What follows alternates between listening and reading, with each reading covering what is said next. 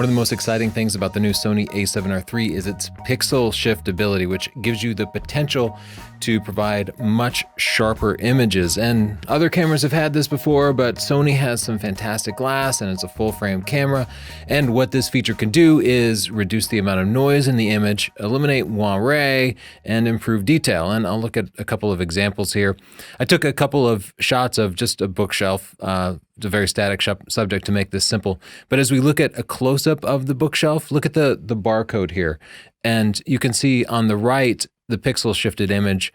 On the left, a single image. And you see the red and green colors in the single image here, they don't appear in the pixel shifted image. If you look at the numbers here, everything is more clear in the pixel shifted image too. So that demonstrates just a couple of the aspects. This is a much better image than this is, especially if you're doing commercial photography or product photography. This is a big win for you. It goes against a lot of preconceptions of what megapixels are, because it's a 45 megapixel camera. The output files are 45 megapixels also, but they're much, much cleaner. Here's another example of the kind of results that you can expect. We have the pixel shifted image on the left here, and on the right, the non-pixel shifted image. And you don't see a massive amount of extra detail here, and you won't see as much detail in most organic situations, but it will generally only ever get better. Here's another example of something that's more organic than just text and barcodes, and the pixel shifted image here is on the right, and this is the non-pixel shifted image. So as I look at these at 100%, am I seeing a big difference? No. But as you blow it up bigger and bigger, you do see that difference. So you wouldn't need to do this on every photo that you take. You don't need to do it for day-to-day photography, but if you're going to be making a large print out of something, you can get better looking images out of it. Cleaner, sharper, more detail. The way it works is by moving the sensor 1 pixel. This is the bare sensor with red, green, and blue filters on each individual pixel.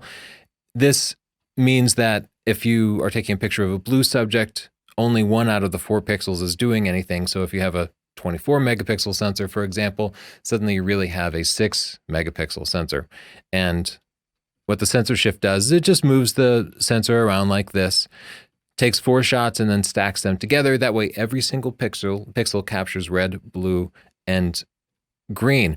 This means that you'll see an increase in detail for red subjects of up to 400%, for blue subjects of up to 400%, and for green subjects of up to 200%.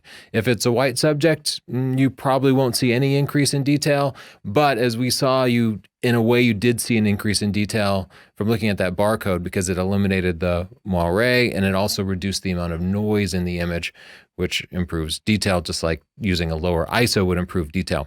So here are the steps that I've determined to be the best and that are really key to getting the most out of pixel shift on the a7R III. First, you need a heavy tripod. And I dragged my tripod down here to show you what a heavy tripod is. Your tripod is probably not a heavy tripod.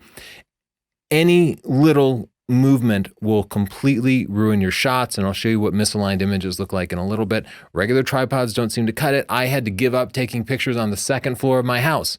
Even though I remained completely still and I didn't perceive any movement and nobody else was on the floor, a lot of the images came out bad. Like, for best results, you should be with a heavy tripod on a concrete floor and nobody moving anywhere near it. I swear if North Korea does some nuclear testing, it's going to be ruining people's pixel shift images, right? Any sort of seismic activity throws it off. You go in and turn on pixel shift in the menus. I set the shutter for a 5-second delay because for some reason it doesn't shut that, and you don't want pushing the shutter to shake the camera.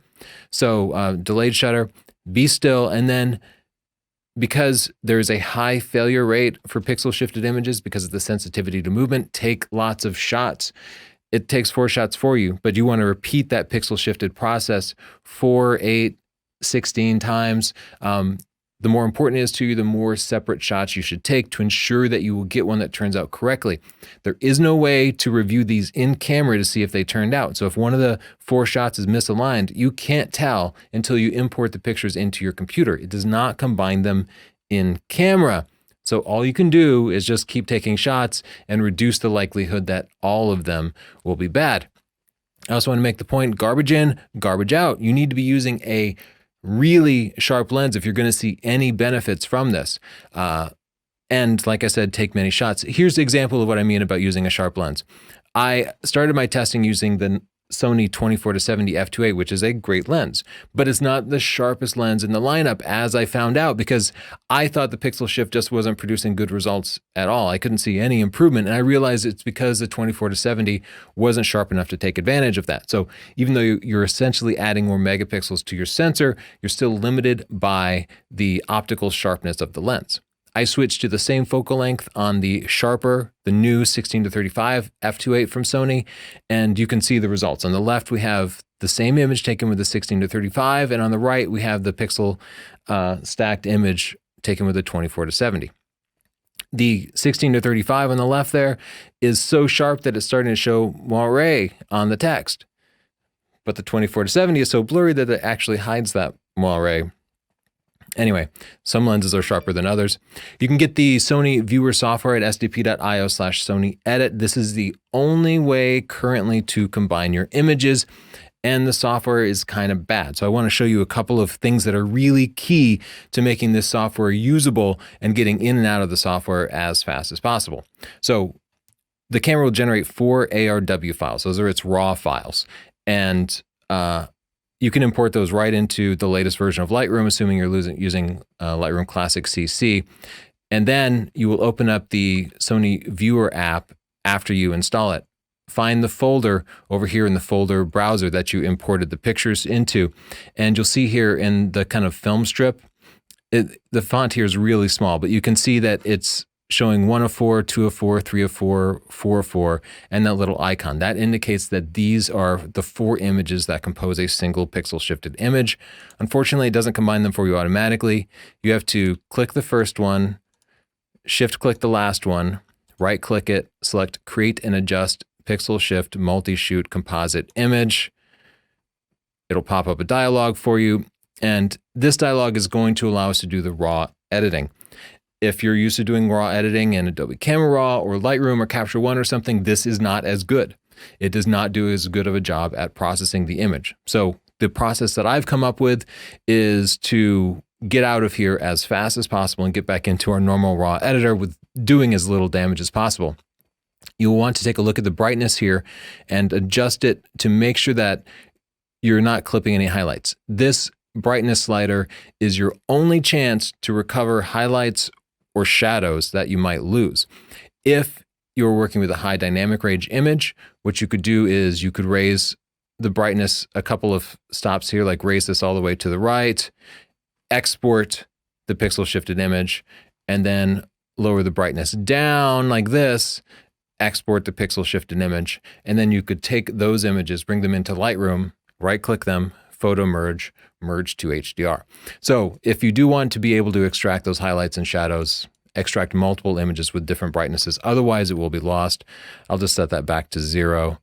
So after you adjust the brightness, which you don't necessarily need to do, go to the creative style section here. By default, it is set to camera setting, which produces very heavy, vivid, oversaturated pictures, which I don't like at all. What I like better is to go to neutral here. I don't mind adding some saturation in, but I'd rather do it later down in the process in Lightroom before publishing. The next adjustment I'll make is I'll go down to sharpness here, and I'm going to drag the sharpness slider down to -100. At 0, the default, the image is way over sharpened to the point where the image is essentially ruined and will look worse than your original image in Lightroom. So turn the sharpening all the way down. That's not actually making it blurrier. It just turns off most of the sharpening. And then in the noise reduction section here, set that to off. I find that Sony's noise reduction is really heavy-handed and leaves you with kind of waxy images. So with those set, we have our pixel shifted image ready to export. I'll click the export here, and the export dialog will try to save it as a JPEG by default. That's okay, but I'm going to use a TIFF file instead and save this to whatever folder. Now, once I've saved it as a TIFF file, I can then import that TIFF into Lightroom, and just like any other image. So now you can work with it, and you can go back into Lightroom and add noise reduction or sharpness using your regular workflow. The same thing will apply if it's Capture One or whatever, but you're back in your own software inside your comfort zone, and hopefully the Sony software hasn't done too much damage to it. Talk about some of the problems I've run into with pixel shift. One is misalignment. If you see an image like this, where you see crazy moire, little reds and greens all over the place, that just means that the camera tried to move the sensor 1 pixel and something moved the camera or the sensor more than 1 pixel or less than 1 pixel. So things didn't get lined up. And then when it blended it back together, the red, greens, and blues got all mixed up. This happens regularly to me, which is why I'm encouraging people to take many pictures. Sometimes you will produce pictures that are simply blurry. I'm not 100% sure why this is, because I was using very carefully controlled conditions, but some portion of pictures are blurry, maybe because it misfocuses. Right now, with the current Sony firmware, it does not respect back button focus. It insists on autofocusing every time you press the shutter. So it could be that it misfocused a little bit. It could be that 1 out of the 4 images had a little bit of movement to it, and that was enough to ruin it. Or it could just be that it misaligned it or something. But some pictures will end up blurry. I'm going to beg Sony for a firmware update that fixes a few things. First, if I disconnect focusing from the shutter button, if I use back button focus, please respect that once I turn pixel shift on. Right now it ignores it. I would also like you to use the sensors that you use for the sensor shift stabilization. Please use those sensors to detect any movement and warn me about it.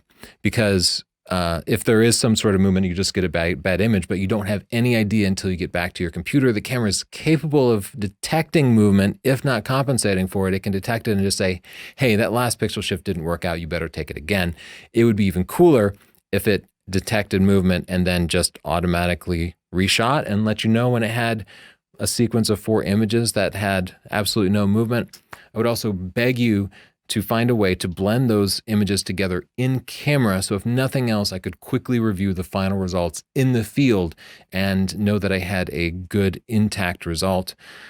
If you were to put those blended images together into a raw DNG file, that would be fantastic, because right now there's no way to get a raw pixel shifted image. I have to go through the Sony software and try to render multiple TIFFs in order to capture all the highlight and shadow detail that I want. And even then I can only offset it by 2 stops. I can't even go up to say 5 stops. It's really, really limited. Another problem that you run into is ghosting. Pixel Shift is designed to work with only still life images. If something moves throughout the frame, you'll see multiple copies of it. I simulated that here in Photoshop. You can imagine in this pixel shifted image that the rock happened to move between frames 1 and 2, and thus we kind of ended up with this double image.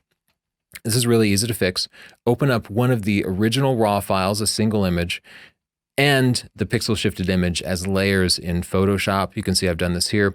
Make sure the pixel shifted image is the top layer. Now we're going to create a layer mask here. We're going to set our brush to black and then pick the brush tool here, and we can zoom in a little bit here. And what I'm going to do is I'm going to paint black on the layer mask to hide this part of the image and reveal the single image below it. So you can see I'm just able to paint this out. And obviously what I'm doing is I'm painting in part of a single image below the pixel shifted image. So it's not going to be perfect. That part of the image will only be taken from a single image. It won't be as sharp. It might have moire or something, but still that's better than showing the ghosted image. And if you're a landscape photographer just trying to get a little bit of extra detail, and you see some leaves moving or something, this is generally going to be fine. Overall, you'll still benefit from the image details. You might just have to fix 1 or 2 very small parts of a picture. That's one of the benefits to having it store the images as separate raw files, is that you always get that ability to go back and paint in a single image. I also want to suggest some alternatives if you're the type just trying to get as much detail as possible. You might just find better results by producing a panorama. Just take multiple pictures of a scene and stitch them together in post. It tends to handle movement pretty well, and there can be stitching flaws, but it gives you unlimited amounts of detail, right? Because you could take 100 pictures of a scene and end up with a gigapixel picture. Another alternative is just to use image averaging. Image averaging works with any camera. It definitely can reduce noise and moire, and in fact, it can add a lot of detail. Pixel Shift definitely produces better quality images than image averaging. I did a lot of side-by-side testing, so I'm still in the camp with the pixel shift, but these are good alternatives. If you are interested in these techniques, I encourage you to visit sdp.io/average, where I have a free video that you can check out. Hey, thanks for watching. I hope this has helped. If you want to learn how to use Photoshop, I have a Photoshop book that includes 10 hours of video, and it's super, super cheap, especially for all the video training that you get. Check it out at sdp.io/store. Just search for Tony Northrup at Amazon. Or if you don't yet have Lightroom, it's definitely the best way to edit your A7R III images. You can pick my Lightroom book up with 14 hours of video at sdp.io/store. And if you need the software, go to sdp.io/Adobe Deal. You can get a 30-day free trial for using Lightroom and Photoshop. Together, they're really critical tools no matter what type of photography you do. Don't forget to subscribe and click that notification bell so YouTube tells you when we have a new video, because we'll have a full review of the A7R III out soon, comparing it to the D850, and a tutorial for the A7R III that goes into all this neat nitpicky stuff that we figured out over the last couple of months of using it. Thanks.